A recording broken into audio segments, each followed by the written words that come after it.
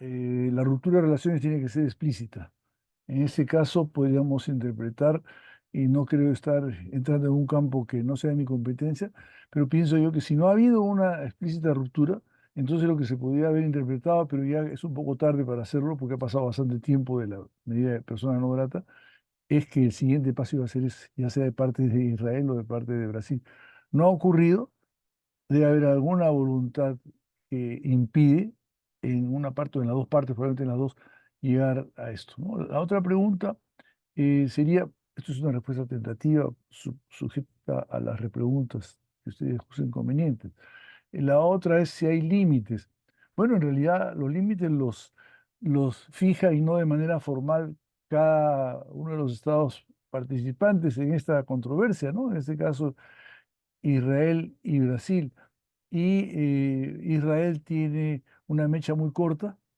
Israel tiene una posición bastante intransigente, no solo por su situación como Estado, como ustedes bien han señalado, desde su creación en el año 47, sino también por la situación personal de Netanyahu, que no es ningún secreto que él está jugando probablemente los últimos meses de su presidencia y que mucho depende de que se alargue este conflicto y de que termine de una manera que pueda atribuirse algún mérito en el resultado. Entonces, eh, a la poca paciencia tradicionalmente de Israel, del estilo diplomático de Israel, tenemos en este caso una circunstancia, ¿no?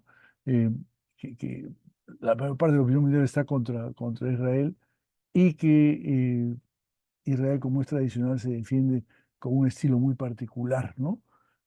Entonces, los límites que pone Israel son bastante exigentes, digamos a decir así, pero lo que sí se puede llamar la atención, y a eso iría un poco de mi respuesta ahora y en las siguientes preguntas, es que no aplica la misma vara para efectuar límites a las expresiones de otros países sobre el conflicto, ¿no? Tiene un rasero para Brasil, tiene otro para la Colombia de Petro, que también es latinoamericana y tiene menos rango que Brasil incluso, y otro para España, para Bélgica, para Irlanda, que son potencias europeas que se han permitido críticas, aunque ninguna ha sido tan fuerte como la de Lula, ¿no?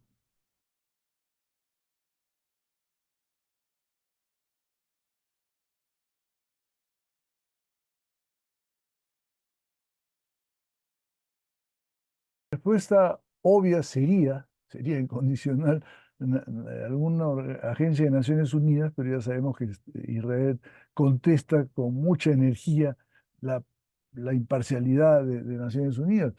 Entonces, la verdad, eh, yo no me echo no me hago un gran problema con esto del número. Yo pienso que las cifras que da Jamás o el ministerio del ramo pertinente palestino son cercanas a la verdad. De hecho, no he visto eh, observadores, comentaristas que cuestionen esta cifra de 30 y tantos mil, ¿no? Entonces, ahora lo que sí observo en la pregunta que me has hecho es que Israel se refiere a bajas militares, mientras que nosotros estamos hablando de bajas totales o bajas civiles, ¿no? Entonces, ahí puede haber una diferencia, ¿no? Entonces, bueno, las bajas de hecho son 30 veces las que ha infligido Israel a las que infligió jamás en su ataque terrorista, por más brutal que sea. Pero yo creo que es importante la cifra, pero también es importante las circunstancias en que se producen estas víctimas, ¿no? Estas bajas, ¿no? Y es decir, en hospitales, a la vista del mundo, ¿no? Ante reiteradas llamadas. Entonces yo creo que tanto o más que el número es la forma como ha ocurrido estos ataques devastadores de Israel. Pero la verdad, como les adelanté, no tengo la facilidad o la puntería para saber exactamente cuáles serían, en este caso, las fuentes más creíbles, ¿no? ¿No? Entonces, pienso que lo que el Ministerio Palestino, si no hay correcciones importantes de parte de observadores que no se pueda sospechar su imparcialidad, entonces son una pauta, ¿no?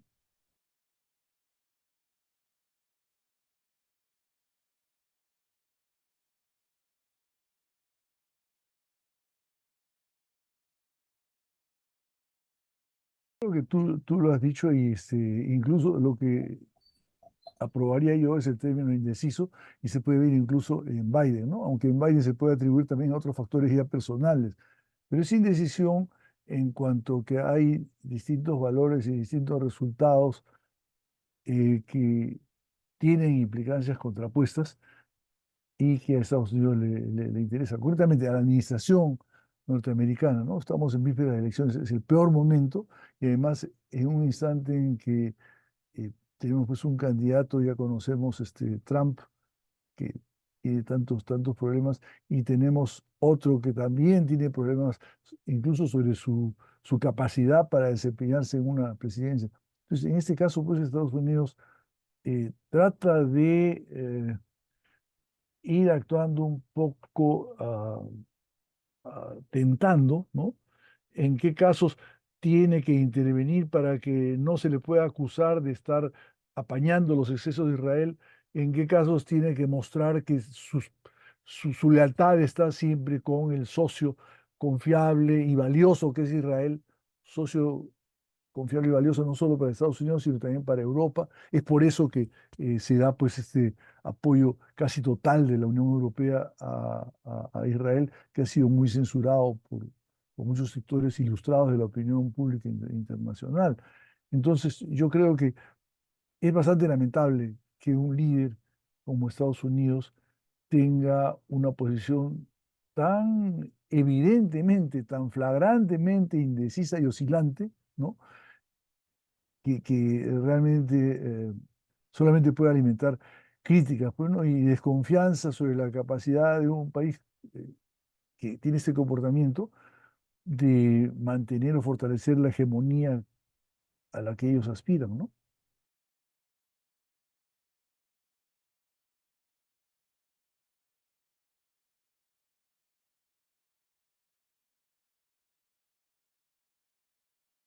Me parece muy interesante la posibilidad de que ocurra, pero sinceramente tengo un escepticismo bien grande de que se pueda implementar, tanto porque se pueda encontrar los canales y los agentes que lleven adelante esta demanda, como por el trámite que se le vaya a dar, ¿no? Y por último, porque eh, va a haber cargos muy graves de Israel hacia Naciones Unidas y concretamente a la agencia que ha estado por mucho tiempo a cargo de la ayuda, ¿no? Entonces, sí, desde el punto de vista jurídico, desde el punto de vista legal, eh, hay un caso más para enjuiciar a Israel, pero yo no sé si esto va a poder prosperar, ¿no? Tenemos el caso de genocidio que está planteado por Sudáfrica, que mm, hay una primera señal favorable a que vaya a ser aprobado, pero es un largo proceso, ¿no? Entonces, nuevamente, yo les digo, tengan en cuenta mi posición por así decir, científico político es un poco pedante, pero de especialista en relaciones internacionales. Entonces, eh, yo no, me interesa la parte normativa, pero no le doy la primera importancia. Y más aún, tengo escepticismo de que en el estado que se encuentra el mundo y con un actor como Israel, eso se pueda poner en ejecución, ¿no? Entonces, ese es el problema que habría. Estoy de acuerdo con ustedes, pero no creo que pueda ocurrir ni que vaya a ser muy importante, ¿no? Porque a Israel no le importa un bledo todas las resoluciones de Naciones Unidas, ¿no? Entonces, un fallo más, no sé si va a afectar mucho. Y en todo caso, el desarrollo de estas acciones que siguen, ¿no? No se va a atenuar mucho por estas cosas. Claro que ha habido un cambio, es verdad. Ha cambiado el clima, ahora está bien claro que ya hay una corriente y hay mensajes que censuran a Israel, ¿no? Pero mientras que Netanyahu esté en el poder, creo yo que Israel no va a desistir de su acción bélica, ¿no?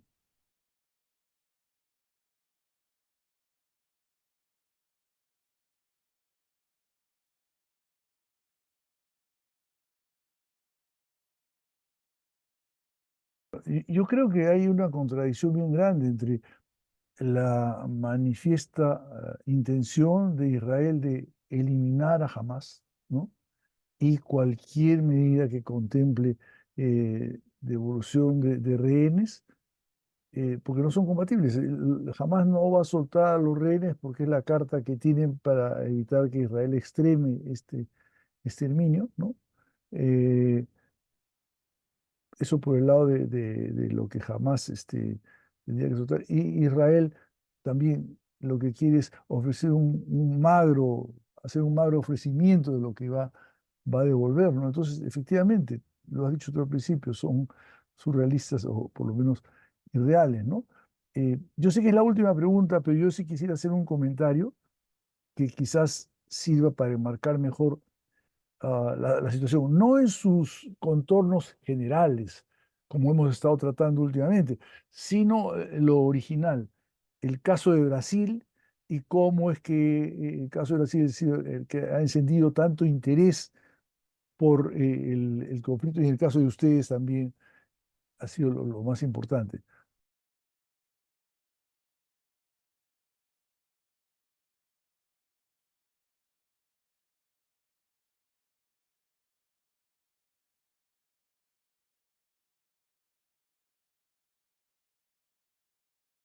Claro, pero lo que nos ha llamado la atención y ustedes también, y a mí la verdad mucho, es el conflicto lateral entre Brasil e Israel, ¿no? Entonces yo creo que para explicar lo que ha pasado tenemos que ver tres cosas. Primero, la prominencia de Brasil y también de Lula. O sea, Brasil es un integrante del G4, o sea, de los candidatos, aunque no sé cuándo puede ocurrir esto, a que se amplíe el Consejo de Seguridad. O sea, Brasil es un candidato a gran potencia, aunque últimamente se haya dibujado bastante.